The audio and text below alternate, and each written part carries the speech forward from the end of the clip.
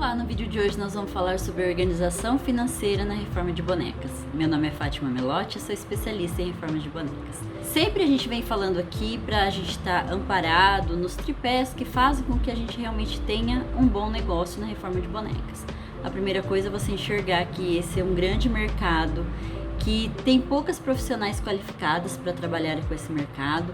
E se você já é artesã, se você já faz alguma coisa de artes manuais ou tem interesse nisso, olhe com carinho, perceba, mostre esse trabalho, comece a dizer que você vai reparar quantas pessoas precisam disso. Às vezes a gente não sabe que a gente tem todo esse potencial, que a gente pode buscar conhecimento, se especializar, e às vezes também a pessoa tem lá a boneca, ela não se desfaz da boneca e ela guarda. Então é uma boneca que está ali, é um tesouro encoberto. Geralmente as pessoas guardam no baú, no maleiro do guarda-roupa e vai ficando.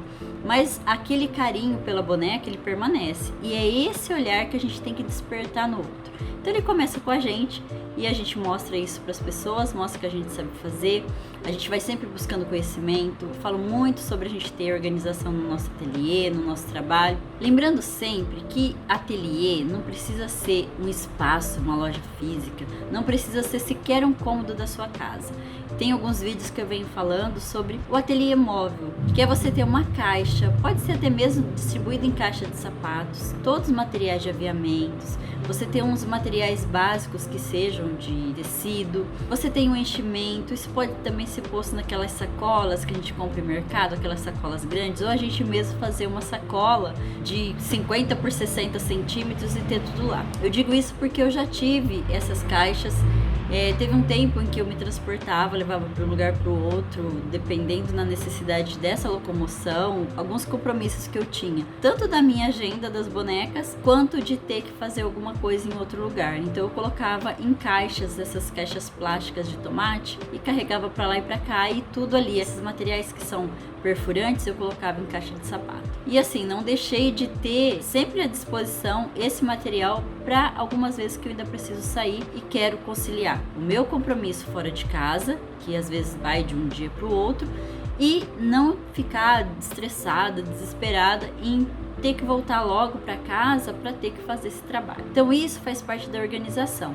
E essa organização, ela está diretamente ligada a ter uma mentalidade financeira, a você conseguir trabalhar com prazer, mas você tem que pegar esses resultados também e ver a prática deles como é que tá. Independente de você estar trabalhando na reforma de bonecas como uma renda extra, ou seja mesmo o seu ganha-pão, como é no caso meu hoje, que tem muitas bonecas, muitas reformas, datas já, agenda bem longa para fazer essas reformas, independente de qual for o seu caso, se você está tendo esse olhar agora, se você vai começar a trabalhar agora, o importante mesmo é que você saiba quanto você quer ganhar e às vezes se você já está fazendo isso, quanto você ganha. Então, não basta que a gente tenha conhecimento, a gente conhece os conteúdos, os conceituais, vai atrás de curso, busca se especializar. Se você também tem ali toda a noção atitudinal, que é saber as dores, os problemas, aquilo que a nossa cliente traz, que ela precisa para a reforma de bonecas, e a gente apresentar essa solução, ou mesmo já está especializada ali em seguir um padrão de conserto, com agilidade, com tudo aquilo que precisa para que o trabalho tenha um bom desenvolvimento, e a gente também começar a ter essa organização física, né, do espaço que a gente trabalha, ou desses materiais que sejam organizados, que a gente pega essa reforma e a gente prevê o que é que precisa para poder cumprir a agenda, nada disso vai ser relevante e infelizmente acaba mesmo atrapalhando se a gente não tiver junto disso a mentalidade financeira. Então, primeiro saber quanto você quer ganhar, porque uma das coisas que vai ser um dos itens da nossa parte financeira, que é saber o nosso salário, o nosso prolabore, e não fazer a mistura disso, do nosso trabalho, da nossa empresa, do nosso negócio. Não precisa nem ser ainda uma empresa formal, você pode ou não já ter o seu CNPJ, ser MEI, tem vantagens, né? A gente tem uma certa segurança. Se você precisar se afastar, tiver algum problema de saúde, a gente tem esse respaldo, você sendo MEI, você tendo o seu CNPJ, pagando os seus compromissos. E segundo, além de saber quanto você quer ganhar, realmente saber quanto que você está ganhando, qual que é a sua parte, qual que é a parte do seu negócio. Então essa estrutura, a gente precisa já ter ela de antemão, precisa mesmo ou usar a planilha, eu não uso, eu uso mesmo ali o caderninho, o papel, colocar tudo isso, mas ter essa noção de que parte é essa? Como que eu divido isso? Como que eu sei o quanto que eu ganho, quanto é o meu salário de cada uma das peças que eu faço, do montante da semana, do montante do mês, e que eu possa ver se os resultados que eu tenho, eles são bons, estão satisfeitos, se eu preciso mudar, se já estão bons, eu preciso acrescentar alguma coisa. Então esse olhar que a gente precisa ter, mas ele precisa estar destrinchado, precisa estar ali no papel. Sabe aquilo que às vezes a gente fala, mas de cabeça eu sei, mais ou menos. E é como a gente ir ao mercado sem uma lista, né? Se eu vou com dinheiro e lista, tudo bem, eu tenho ali já programado, né? Preço médio, vou marcando, vou anotando. Agora, quando a gente vai assim, a rumo, geralmente o dinheiro não dá, né? Ou tira alguma coisa do carrinho ou acaba passando no crédito, dando um outro jeito. E isso vai, infelizmente, atrapalhar realmente a nossa parte financeira. Então, que isso não aconteça também na nossa empresa. Ter assim de memória não é válido, porque a gente esquece ou pode fazer alguma confusão. Então, o ideal é ter ali tudo marcadinho no papel. E assim, sobre isso que rapidamente eu quero falar com você. Primeira consideração, se você já tem um negócio, você já tem assim a noção ali de ter esse capital de giro, que é aquele dinheiro que é aquele valor, aquele dinheiro que a gente vai comprar algo e depois já vai repor para ficar sempre com aquele valor ali, tudo que você precisa estar comprando para manter o nosso negócio. Para quem está começando, uma grande vantagem é que esse capital de giro, ele não precisa ser só em espécie, né? Ele tem que ser de materiais e a gente usa muito dos materiais que a gente já tem em casa. Por exemplo, bucha, detergente, a água que a gente vai pegar ali, que está incluso depois dos nossos custos fixos, mas a gente já tem ali corriqueiramente usando, dá para fazer uma porcentagem de quanto é que a gente usa. E quem é que não tem em casa uma tesoura, não tem linha, nem que seja linha de retrosa ou linha 10, né? Uma agulha. Então já são materiais que a gente não precisa comprar. E eu sempre digo, você não precisa ter uma máquina de costura já para você estar fazendo a reforma de bonecas, né? A gente vai precisar lá desses conhecimentos do que é os pontos, começar com alinhavo e dá para fazer à mão mesmo. O que vai mudar aí é a questão do tempo, mas a gente se dedicando, a gente tendo esse conhecimento, a qualidade e estética estão garantidas. E aí, então, aquilo que a gente precisa começar. Se você já vende uma outra arte manual, tá fazendo uma transição para reforma de boneca, ou se você faz mais de uma coisa junto, dá para mesclar o material, usando em um, usando em outro, né? Então, isso também, lógico, a gente vai lá na hora de estar fazendo esses custos variáveis, a gente vai ter uma noção daquilo que a gente gastou, por quanto eu tinha pago inicialmente aquele material, e a gente vai fazer ali a porcentagem de uso e a gente vai converter isso num custo, num certo dado que a gente vai compor o nosso preço de venda. Já sei como é que eu comecei, já tenho ali um dinheiro, às vezes ele sai do bolso mesmo, né? O que é que mais eu preciso, mas é esse investimento inicial e a gente tem que ter um zelo sobre ele para usei, repõe. Uso, repõe, porque necessariamente isso vai acontecer constantemente.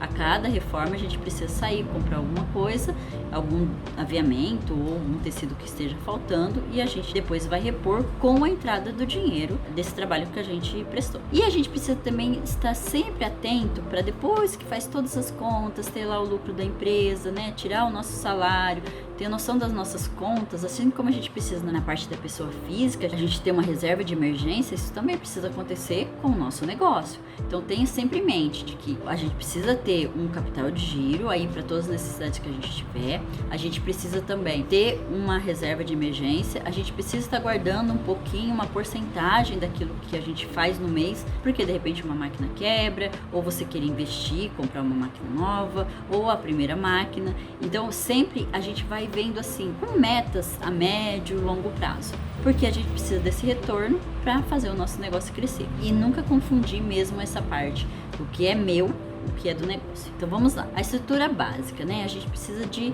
4 partes só. Então a gente vai colocar o que é que a gente gasta de custos fixos, o que é que eu tenho de gasto para manter o meu negócio, independente de ter encomendas ou não. Ter mais encomenda ou menos encomendas, isso não vai variar esse custo que eu tenho permanente. Então, eu gasto com internet, água, luz. Se você paga aluguel, divide aí quantos cômodos tem em sua casa, quantas partes você usa, ou divide por pessoas que ajudam a pagar a conta da casa. Então, o seu negócio é um a mais. Se vive você e mais 3 pessoas, e essas pessoas todas são ativas em relação a ajudar a pagar os custos ali da casa toda, a empresa também precisa fazer parte, porque ela passa a ter gastos também, né? E depois você vem por cada um dos seus produtos. Isso tô dizendo assim de maneira muito ampla, mas pra gente ter essa noção dessa mentalidade de ter uma reserva, da gente poder estar investindo de novo no nosso trabalho e não confundir o que é do nosso negócio para que a gente não pague contas pessoais. Cada um dos produtos que a gente tem, é importante sempre a gente saber quanto de material eu usei, que é uma grande fatia do valor que vai compor o preço final. Depois a gente vai ver quanto tempo eu gastei para fazer essa reforma ou produto, que de repente a gente faz a reforma de bonecas, mas a pessoa pede roupinhas a mais, a pessoa pede que você faça, se você já tiver essa habilidade, estiver trabalhando junto com outras artes manuais, fazer um bichinho, fazer alguma coisa a mais que agrega ou mesmo acessórios. Então, quanto é que eu gastei de materiais em si? Quanto tempo eu levei para fazer? Quanto custa a minha hora? E aí a gente vai fazer essa continha aí proporcional e vai colocar. E a gente coloca também os custos fixos que a gente tem, seja em porcentagem ou por dia.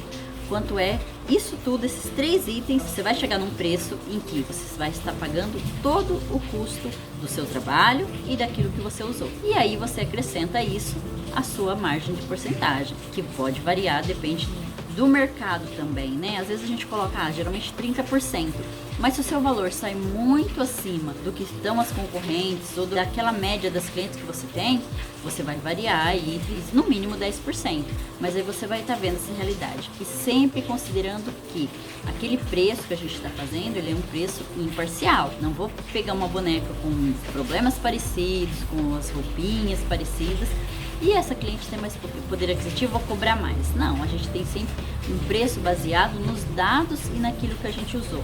Essa variação que eu estou dizendo, no mínimo 10%, pode ser 30%, você avalia o local onde você está vendendo e mantém a sua porcentagem.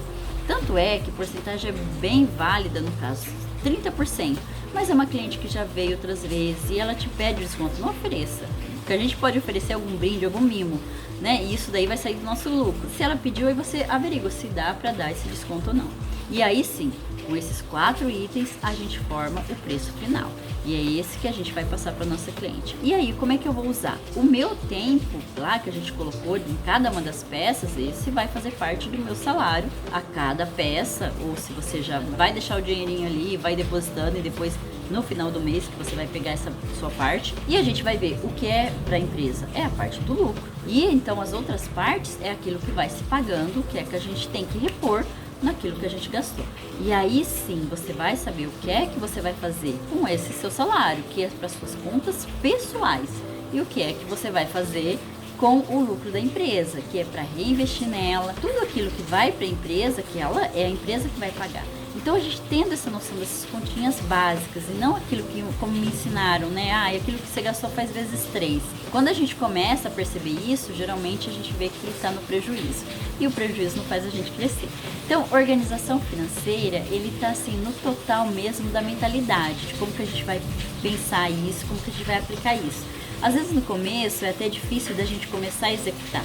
Já passei por esse erro, hoje eu vejo como erro, né? De como me disseram, me ensinaram, e eu não fui buscar conhecimento para isso. Até que a gente se formaliza, vai buscar cursos mesmo que eu gosto muito, né? Indico cursos do Sebrae que são grátis, tem online agora na pandemia, e a gente vai obtendo esse conhecimento. Quando você coloca em prática, parece que tudo se esclarece, né? E é isso que eu indico. Tenhamos sempre essa mentalidade financeira, que ela só tem a agregar e dá sempre muito lucro pra gente, no sentido de aprendizado mesmo.